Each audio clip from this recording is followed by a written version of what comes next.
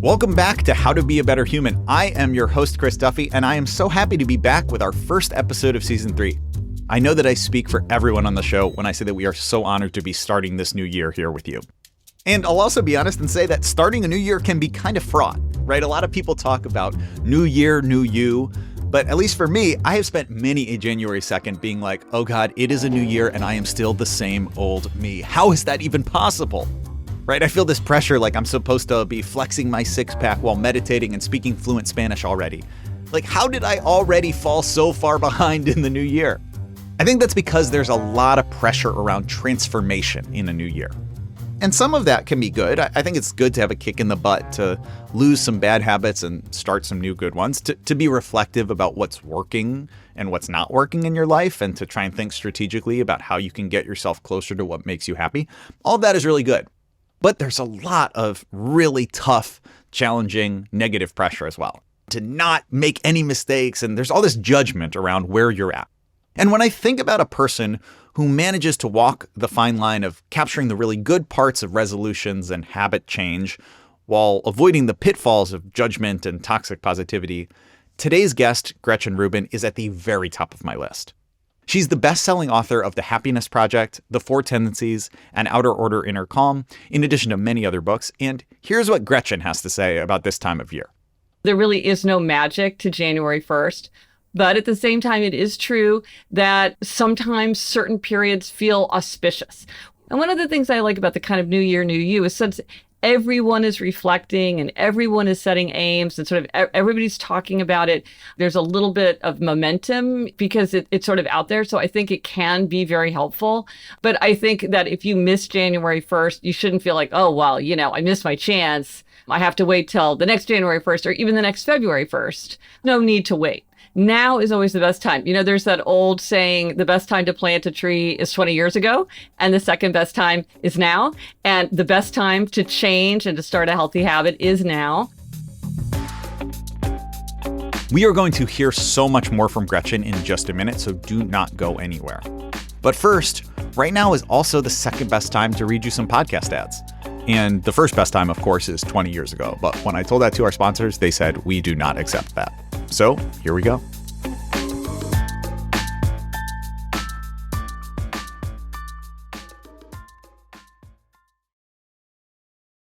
And we are back with best-selling author Gretchen Rubin. Today, we're talking about how to start the new year off right by thinking critically about your habits. Hi, I'm Gretchen Rubin. I am an author and podcaster who explores happiness, good habits, and human nature. I'm the author of The Happiness Project and several other books, and I am also the co-host of the Happier with Gretchen Rubin podcast. I love your podcast. I also love listening to your sister on her own podcast and hearing the overlap between those two. And it feels like you two really support each other in the changes that you make, right? Like you hear her talk about it on Happier with You hear her talk about it in Happier in Hollywood. So how do you think about working in habits with friends and family so that you're all supporting each other rather than, I think we've all had the experience of your family kind of undermines you by doing the opposite of what you're trying to do. Well, you put your finger on a crucial point, which is that we really pick up habits from other people. And this can work for us. Like if one partner in a relationship quits smoking, the other person's more likely to quit smoking. But they can also work against us because, when one person breaks a habit, they can often the other person gets encouraged to go along with them. So it's really important to think about other people. And I do think it's really easy to start thinking about ourselves in isolation and forget how much other people influence us. You have to look around the people in your life and say, are these people helping me? Are they encouraging me? Are they making it easier for me to keep these good habits? Or are they not? And I think the sad truth, and I think we've all seen this, is sometimes people really don't want you to keep a good habit because maybe if you keep a good habit, then they feel guiltier about the fact that maybe they're not following that good habit. Or maybe they feel like, well, I can't do what I want if you're not going to come along with me. That's going to disrupt our usual plans. Or maybe it's just kind of inconvenient for me. If you want to get up and go for a run in the morning, that means I'm going to have to play a bigger role in getting the kids to school. And I don't feel like doing that. And so I think we have to think about this. And if we're going to set ourselves up for success and think well, how are other people contributing to this? Or maybe how do I have to think about the fact that Maybe they're not as enthusiastic as I would wish. But I would also say, I think sometimes people really want like, let's do it as a team, or I really need you to cheer me along. And it's like, maybe people aren't interested in doing that. So I wouldn't wait for other people to buy in or to be full of praise and encouragement. I think a lot of times we just sort of have to figure out how to make our own way too. Do you make lists for yourself every year of like what you're trying to do? Or is it like, how do you think about these things for yourself personally? You can't go by me because this is my work and my hobby. You know what I mean? Yeah. So one thing I do every year is I make a 23 and 23 list. I'll do this year. I'm going to make a list of 23 things that I would really like to get done in 2023. So it's a list that goes through the whole year. Some of the things will be fun. Some of the things will be arduous. Maybe I have many things that I've put off year to year that I'm still working toward. I always put on a few things that I can do in like 20 minutes to get something crossed off the list. Another thing we do is we will pick a one-word theme for the year. And that's also to kind of like energize a certain kind of attitude or a set of aims. I love the theme, like just the idea of like, it doesn't have to be all goals. It can also be like, this is the kind of energy that I want to bring into the year. Exactly. And then you start seeing how when like things will fit into it. Like, okay, my word was salt because I'm writing a book about the five senses and salt is so important. But salt, the more I thought about it, it had all these layers of meaning, preserving things. And I'm really interested in how we preserve memories, adding flavor and zest because salt is sort of a universal flavor enhancer. So how can you add that sort of zest? Too much is not good, so it's one of these things where like find the right amount of the things in my life, not too much, not too little. And it's necessary for life. You have to have it. So it had all these sort of metaphoric meanings and I found it to be very thought provoking as I was sort of going through all my aims.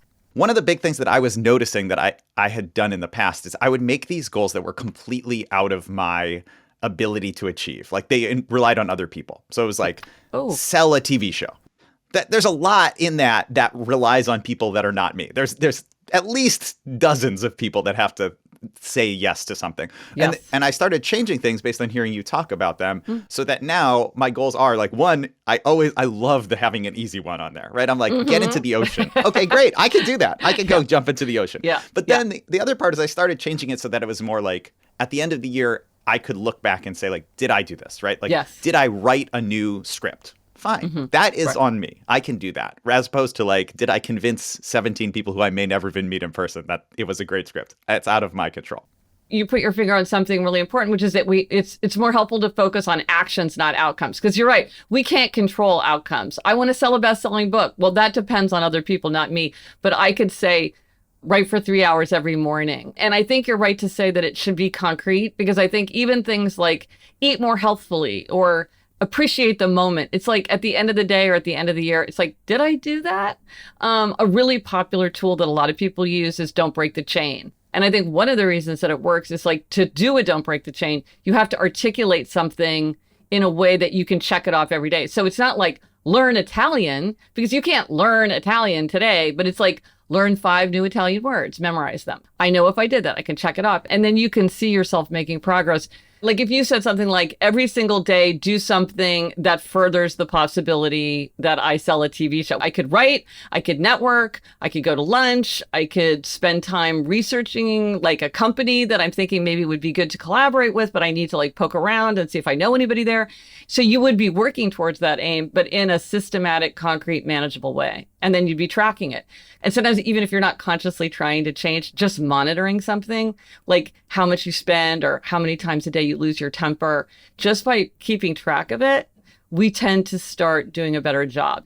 Awareness helps you to be more in line with what you would like to do. I found that happened when I started keeping just a very short journal. And now I kind of have like a whole array of journals where I have like my daily like little one and then a longer one where I do thoughts. But when I first started just like writing like what did I do today, it all of a sudden changed where I was having more interesting days because otherwise I'd get to the end of the day and be like, well, I sat in front of the computer all day. I can't even fill the small paragraph. Right. I don't want that to be the feeling at the end of the day. Yeah. Well, that's different. Another journal I have is the one sentence journal where you write just one sentence because a lot of people have the urge to keep a journal, but they kind of can't, like, they don't have very much time or energy. And that's a perfect example of like just doing that in your one sentence journal. And then that would actually would be fun to look back like in a year and say, what was I doing a year ago today? And it would just be this little thing. Sometimes people make these kind of observations of like you write in the Happiness Project that the days are long, but the years are short, and that you felt like time was passing and you're not focusing enough on the things that really matter.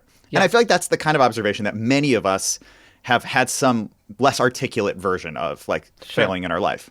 But most of us just say that. You really have like, you transformed your whole life. You went from being a lawyer clerking in the Supreme Court to being a writer, which is a real transformation and a scary one because you leave from this like certain kind of reliable income. It's a very clear career path to something that's much more uncertain.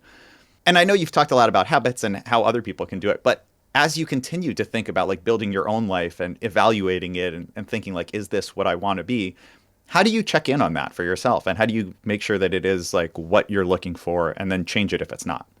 I think that's a great question because I think sort of self-reflection and self-knowledge is so key. And you think, well, I just hang out with myself all day long. So like what could be more obvious?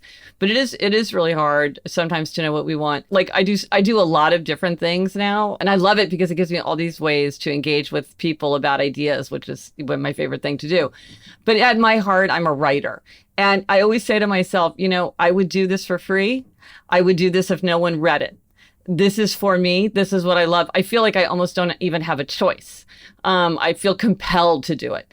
When I have that feeling of like, oh, I can't wait to get up out of bed on a Sunday morning and like run to my desk because I'm working on my aphorisms project. Like that's how I know that I'm doing the right thing for me because I have that feeling of like, I can't not do it. So I feel so fortunate that I'm in a place where I can do what I really love to do and in a way that is connecting with an audience because I would still do it if no one read it, but it's a lot more fun when people read it. That is for sure. I had a moment where I was working as a fifth grade teacher. It was really rewarding, but it was super intense. I was working very long hours. I wasn't getting a lot of time to sleep and I was still finding time to go out and perform comedy. I had this similar thing of like, well, I'm going to do this anyway because it doesn't make any sense for me to be doing this now. And yet I'll still do it. But I think sometimes people misinterpret that idea to mean that it's always fun or that you always feel confident about it. And often for me, doing comedy, writing, they're excruciating. And yet I never doubt that I would do this anyway, even though it's not always fun at all. That is such a paradox. When I was starting to think about happiness, when I was writing the Happiness Project, that was something that was very hard for me to untangle. Like, how do you think about that? And the way I figured it out for myself was to say, well, two things. One is happiness doesn't always make you feel happy. Like if we were scientists talking about happiness, we would have to use an official term and really define it. But as common lay people, doing what makes you happy doesn't always make you feel happy. And what I realized is that you can think about happiness in four parts. There's feeling good, feeling bad, feeling right, in an atmosphere of growth. So feeling good is like love, enthusiasm, friendship, all the things that make you feel good. And then there's feeling bad. So you're like, are there ways for me to eliminate anger, resentment, boredom, guilt, indignation? Like, how can I bring those down? Then there's feeling right, which is, we're happier when our life reflects our values. So am I putting my values into the world? Am I living the life that I feel like I want to live and that is right for me? And then an atmosphere of growth is feeling like, am I growing? Am I learning? Or am I teaching? Or am I helping, others? Do I have that feeling of growth? So doing stand-up, you could see well, it kind of makes you feel bad.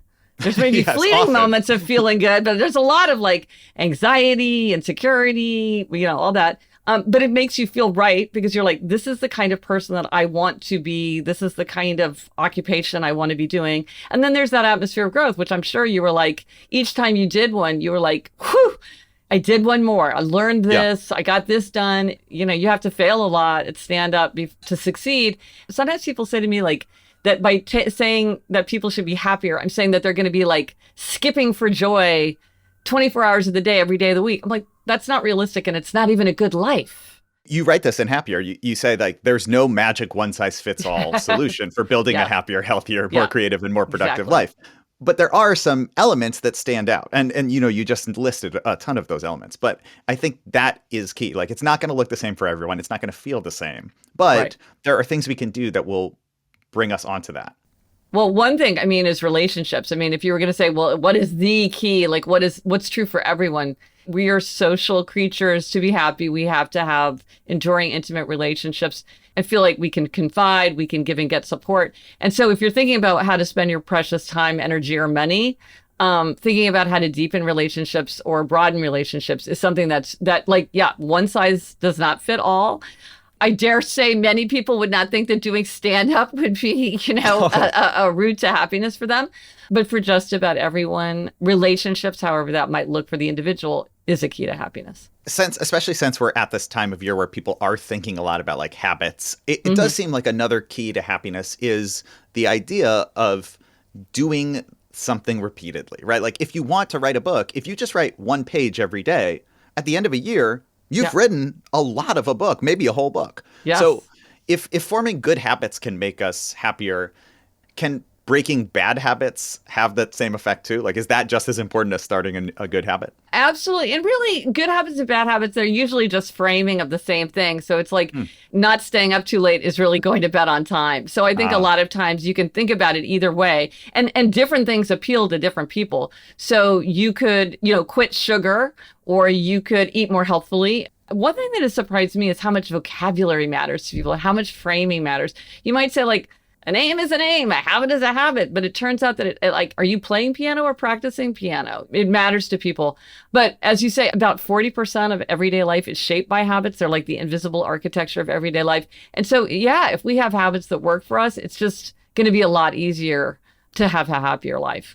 So much of your book, Better Than Before, is about breaking these bad habits, right? Like the full title is Better Than Before, What I Learned About Making and Breaking Habits to Sleep More, Quit Sugar, Procrastinate Less, and Generally Build a Happier Life. And honestly, those are 4 things that probably many people out there would love to have accomplished in this new year. So how do you go about setting manageable goals and break up those kind of tasks into smaller steps? Like, how do you, if you think that that's what you want, but you're not quite sure where to go? And obviously one answer could be, you should buy that book and read it all. But before they do that, what's a step for them? Well, one thing is to conceive of it in a way that it is a habit, that it's not a goal. What would you do that would get you where you want to go, but that would be something that could be a habit that you could do day after day? And really, the thing about habits is part of what makes them effective is that they reduce decision making. So I'm not deciding whether or not to wear my seatbelt, because every time we make a decision, we can decide wrongly. We want to make it just happens automatically. Now, some habits are more complicated and they're more complex and they have to be worked into our schedule more. So they aren't as easy as something like brushing your teeth or wearing your seatbelt, which are very quick and can be, very, very automatic. But there's a lot of ways that we can, find, well, what is the behavior and how can I think about that automatic quality that will help us to stay on track over the long term?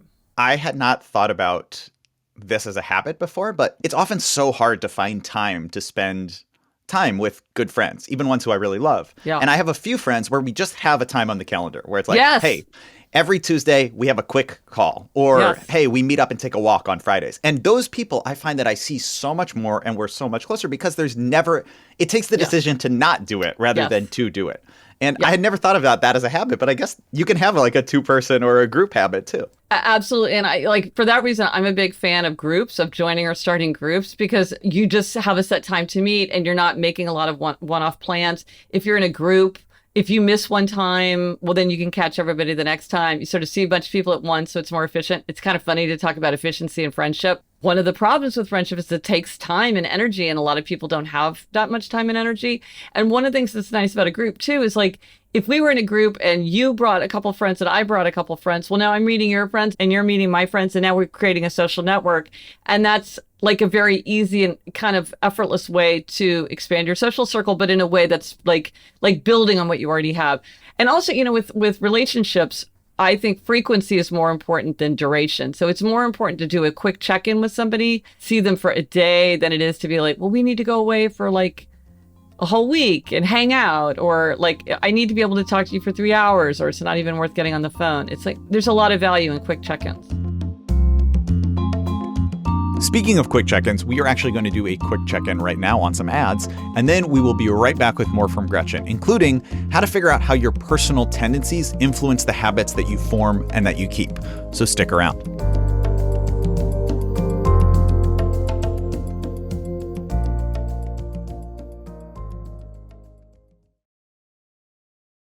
And we are back. We're talking with author Gretchen Rubin about habits. In her book, The Four Tendencies, Gretchen describes 4 personality profiles that help explain how we behave and act. And when you're looking at building your own habits, knowing your tendency can help you figure out how to succeed in ways that work for you. Gretchen's got a great, quick, and free quiz on her website that can help you determine your own tendency if you want a preview of what's in her book.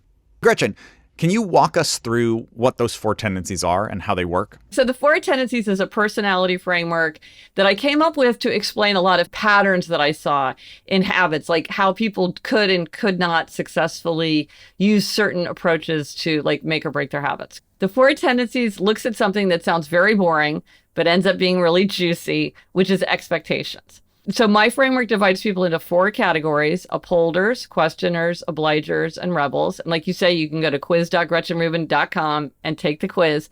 But most people know what they are just from a brief description. We all face 2 kinds of expectations: outer expectations, like a work deadline, and inner expectations, like I want to keep a New Year's resolution. So depending on whether we meet or resist outer and inner expectations, that's what makes us an upholder, a questioner, obliger, or rebel. So an upholder readily meets outer and inner expectations. They meet the work deadline, they keep the New Year's resolution without much fuss. They want to know what other people expect from them, but their expectations for themselves are just as important. So their motto is, discipline is my freedom. Then there are questioners. Questioners question all expectations. They'll do it if they think it makes sense. So they're making everything an inner expectation. If it meets their inner standard, they will do it no problem. If it fails their inner standard, they will push back. And they are the people that don't like things that are arbitrary, that are ineffective, unjustified. They love customization. They love reasons. So their motto is, I'll comply if you convince me why. Then there are obligers. Obligers readily meet outer expectations, but they struggle to meet inner expectations. So these are the people who say, why can I keep my promises to other people, but I can't keep my promises to myself? And the lesson for obligers is that they need outer accountability even to meet an inner expectation. If they want to read a book, join a book group. They want to exercise, they need to take a class or work out with a trainer or take their dog for a run or think of their duty as a role model. There's a lot of ways to create outer accountability, but that's what you need. They're really great at showing up for other people, but they need outer accountability to do it for themselves. So their motto is, you can count on me, and I'm counting on you to count on me. And then the last category is rebel. Rebels resist all expectations, outer and inner alike. They want to do what they want to do in their own way, in their own time. They can do anything they want to do, anything they choose to do. But if someone else asks or tells them to do something, they're very likely to resist. And typically they don't tell themselves what to do. Like they don't make a plan to see a friend every Tuesday at 7 p.m. because they think, well, I don't know what I'm going to feel like doing Tuesday at 7 p.m. And just the idea that it's on my calendar is going to annoy me. So their motto is, you can't make me, and neither can I. So those are the 4. Well, so I am 100%. I am an obliger, to the core. I am so good. If I have a boss and the boss wants something, you are going to get that thing. And yet, most of my life, I am self-employed. And boy, do things go from one to-do list to the next to-do list to the next. Yeah. And I always think, if there was just another person named Chris who was the head of Chris Enterprises, we would be done with all these things. We would have been done with them years ago. Thinking about how do you get some external accountability for the internal desires has been helpful for me in that, maybe I make join a writer's group and then I have to send my script in. Maybe it's I have a person where we're working out together. So I just know yes. I'm not going to let them down. Right. Those pieces have really helped me to get it to the next step. And for you, which one are you? So I'm an upholder. I'm the first one. That's the one that the most people belong to, the biggest number of people belong to. For a lot of obligers, they sort of feel like they shouldn't need accountability. And you know why? It's because upholders, questioners, and rebels are you don't need accountability. do it for yourself. Get clear on your why. Like, if it's important to you, you'll make time. It's like, no, obligers need outer accountability. And there's nothing wrong with that. I mean, and clearly so many people thrive because there's so many tools to help people get outer accountability, because for so many people it's vital. And so I think for an obliger, sometimes it's a relief to realize like, oh, this is just a thing. A lot of people are in the same boat. I just like get myself that outer accountability. Sometimes people treat it like it's training wheels that you should aim to get rid of. And I'm like, no, it's not.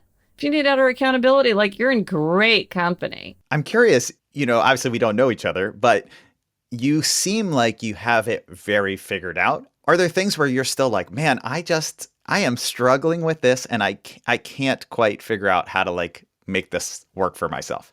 Sometimes I've just sort of decided like, well, that's not me, I'm just not going to worry about that. So I think there are things where people might be like, hey, Gretchen, I think you should do a little work on that. And like meditation, right? I've tried meditation a couple times. So many people will say to you like, meditation is like this crucial habit. Anybody who's trying to get happier, healthier, more serene, more creative should like focus on meditation. I gave it 2 tries. I threw all my ammunition at it to like, solidify it. And I did it for months. And it was just like, this isn't working for me. So I stopped. And I have many friends who are just my college roommate meditates like 3 hours a day and more if she can. So I have all these people in my life who really are advocating for how great it can be. And yet I just sort of decided like, yeah, it's not for me. And so and I don't even try. Yeah, it seems like that might be one of the crucial parts of having a satisfied or happy life, is to like use the tools you have. And then when something's not working, to be like, hey, it's okay. Like, I don't need to fit someone else's definition of what I'm supposed to look like. Oh, 100%. And I think people really do have an idea, like just take morning people and night people, they have an idea like, oh, all the most creative, successful people get up early and like tackle the toughest part of their day, or that's when the best time to exercise, or that's when you should be writing your novel in your free time or something. But like 30% of the population is night people who are really at their most productive and creative and energetic later in the day. And then some people are kind of in the middle. But I think people will say like, well, if you can't just get up early and do this, you just have to try harder. You just have to like, just double down, instead of saying, hey, you know what? I'm really at my most creative at 7 p.m. Let me organize my life so I work from 7 to 9 p.m. Well, with that idea of like dropping things when they're not working for you. Yeah. You coined this term for one day of the year, Determination Day.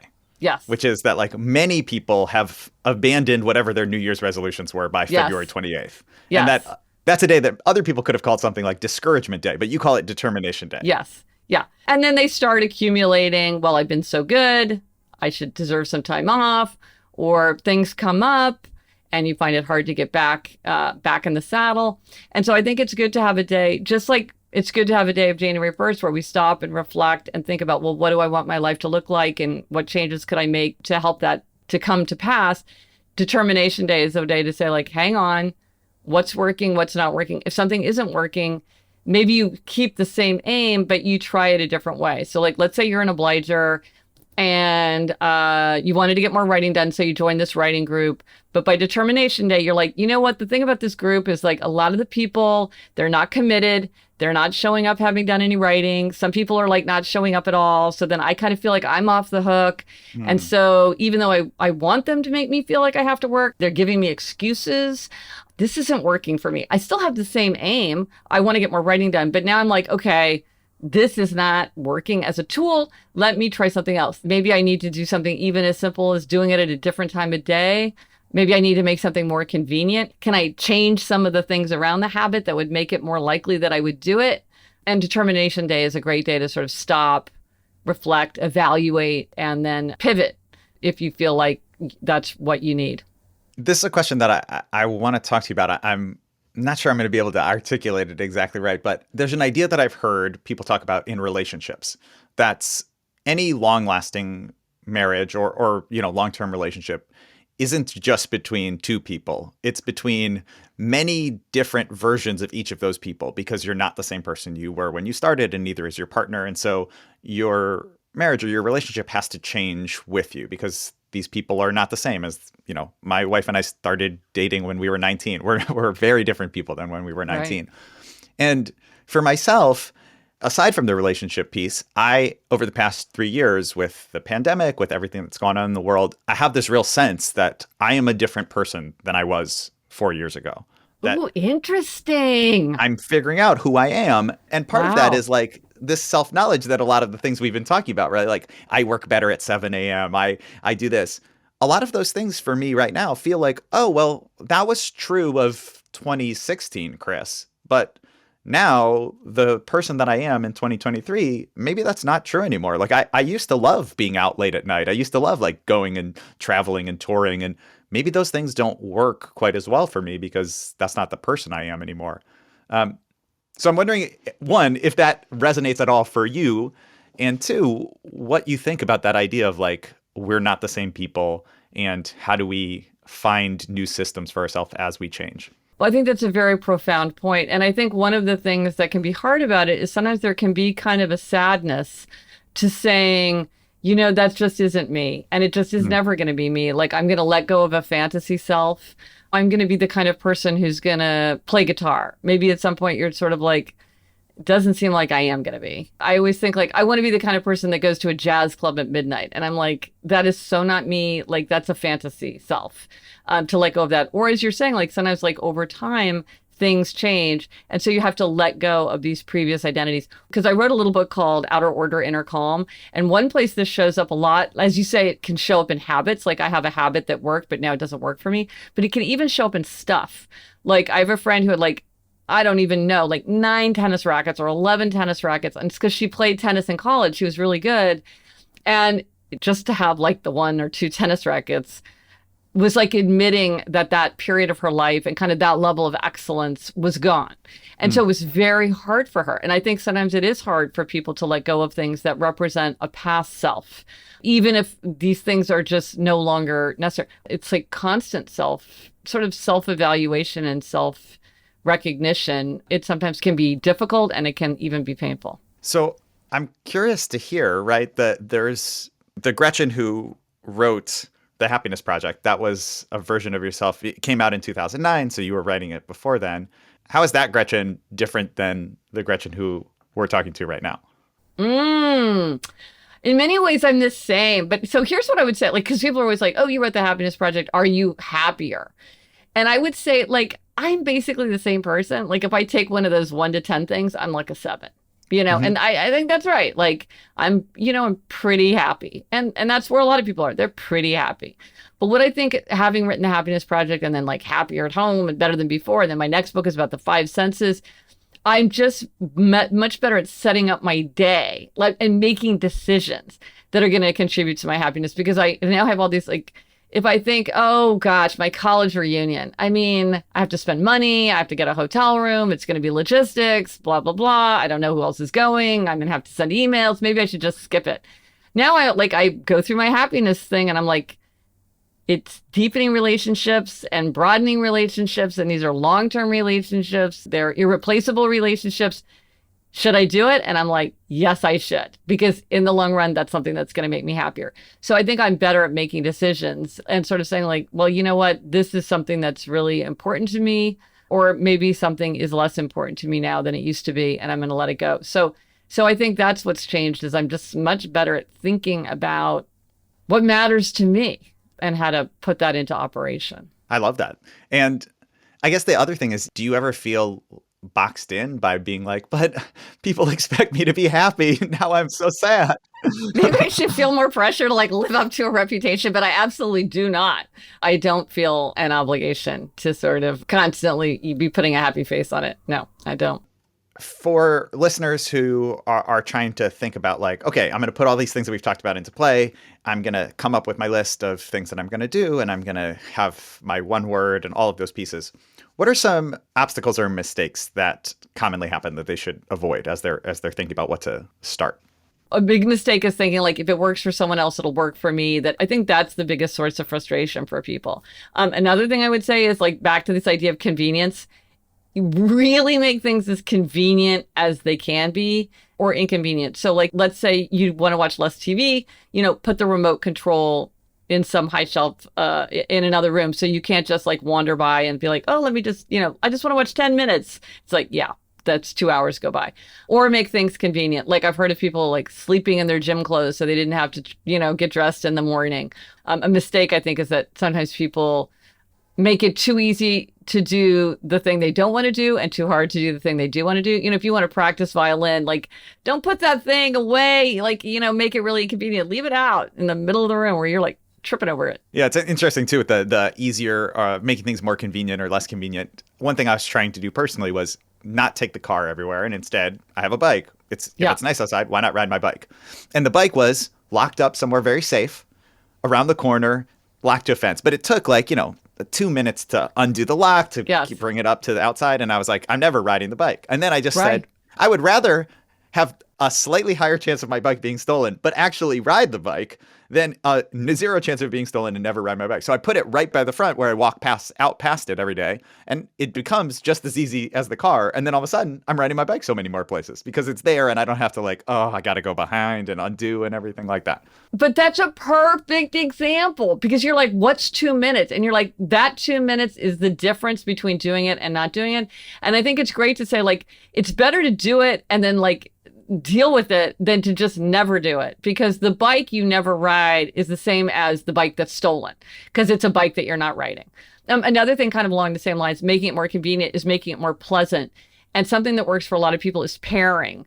This is what the strategy of pairing is when you take something that you really want yourself to do or that you have to get yourself to do, and you pair it with something that you really enjoy doing or that you really want to do. So a great example is let's say you have a favorite podcast, like your podcast or my podcast. You say, I can only listen to this podcast if I'm out for my daily walk. I can't listen to it in the car. I can't listen to it while I'm brushing my teeth. I have to be out on my walk. And so pairing is something that can often it's a kind of convenience because it's making something more pleasant and kind of something that is less friction. If you're listening out there and you pair listening to this podcast with taking your favorite walk, there's a strong chance that I will just call you and be like, you better take those walks. We need the numbers have dropped. You got to get walking again. Yeah. And it just makes it more fun. And then you're excited to do it. I love that. Gretchen, it's been such a pleasure talking to you. Thank you so much for making the time to be on the show. Oh, thank you so much. I enjoyed it tremendously. That is a wrap on the first episode of Season 3 of How to Be a Better Human. Thank you so much for listening. Please make listening to this podcast one of your strongest habits in the coming year. And if you happen to already be on one of your daily walks while you're listening to this show, I applaud you for somehow being able to predict exactly what Gretchen Rubin was going to say before she even said it. Speaking of which, a huge thank you to today's guest, Gretchen Rubin. She is the best, and you can find her books, her podcast, the Happier with Gretchen Rubin podcast, and the Happier app, all at GretchenRubin.com. Our podcast, How to Be a Better Human, is brought to you on the TED side by Anna Phelan, Jimmy Gutierrez, Rithu Jagannath, Julia Dickerson, and Erica Yoon, none of whom will tell me their tendencies, no matter how many times I ask. From PRX, our show is brought to you by Morgan Flannery, Rosalind Tordesillas, and Jocelyn Gonzalez, who are all counting down the days to February 28th, because for them, Determination Day is the single biggest holiday of the year. And of course, thanks to you for listening to our show and for making this all possible.